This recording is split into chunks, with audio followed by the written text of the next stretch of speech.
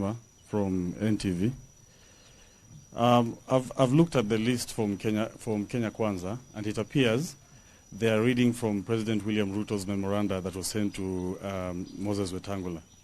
There's something they're talking about, creating the office of the leader of opposition. So, in terms of oversight, how strong is this oversight office when it's getting the money from the exchequer? We have made it very clear those are their issues. Those are their issues. So you can ask them what they want to do with those issues. We have raised ours today. Their issues are their issues. Thank you very much. Peter Munya, one final question, Honorable. This is Abdikadir from Citizen. You have disowned the Kenya Kwanza statement, which largely outlines what they want addressed in the talks. And clearly then it's from the onset, it seems like the talks are already freezed before they even start.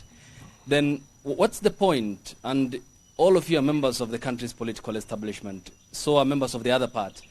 Then what's the point of even hinting at talks when you clearly have well-documented differences and there are Kenyans who are looking at you with bated breath over where the country is, deep systemic corruption, patronage and failure by state officials to address what their problems are, and you, the politicians, taking the Kenyan people as a punching bag?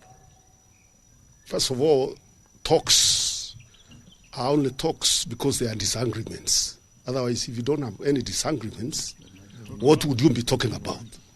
So clearly there are fundamental disagreements that need to be ironed out between us and Kenya Kwanza. And the difference between our issues and theirs is the issues are affecting the people, and especially the issue of the cost of living that is escalating every day is the bottom line. That is the starting point. If there is no discussion on the issue of the cost of living and the bungling of elections by IEBC, I don't see, or we don't see as a team, what other issues we can discuss. And one final So that is where we start. The point of departure is cost of living. How do we collaborate? How do we work together to lower the cost of living so that Kenyans can have hope and can start living better lives than they're living today? One final question. We were here in 2007. It took the intervention of Kofi Annan the late and the international community to forestall a country that was on the abyss. I mean, here's Obasanjo again. Why do we need a foreign intervention or from another entity, yet we have provisions in one of the most elaborate constitutional frameworks to address our problems? Isn't this not, an egg on the face of the country's political establishment for lacking commitment to address political stability issue after every electoral cycle? Why do we need Obasanjo? Why?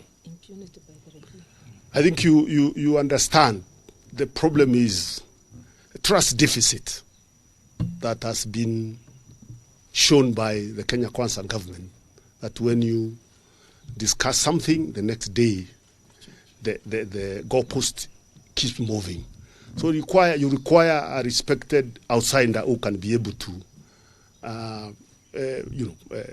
give some guarantee in terms of what was said and what was discussed, because you can see some party that is wants to keep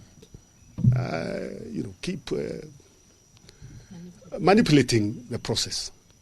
And I don't think there is any problem with our constitution. Our constitution does not outlaw involvement of